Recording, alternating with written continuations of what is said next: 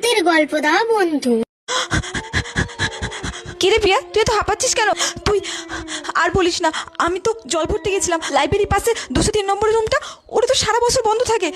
আমি দেখছি গিয়ে দরজাটা হাট করে খোলা। আমি শুনেছি ওই দরজাটা দিয়ে নাকি চিৎকার, কান্নার শব্দ, আওয়াজ এই সমস্ত শোনা যায়। দেখলাম দীপালি রুমের মধ্যে ঢুকে গেল, ওকে কেমন যেন আচ্ছন্ন দেখাচ্ছিল। আমার তো খুব ভয় হয়ে গেছিল। তারপরে তো দেখলাম রূপালী ম্যামও ঢুকলো, এদিক ওদিক তাকিয়ে দরজাটা বন্ধ করে দিল।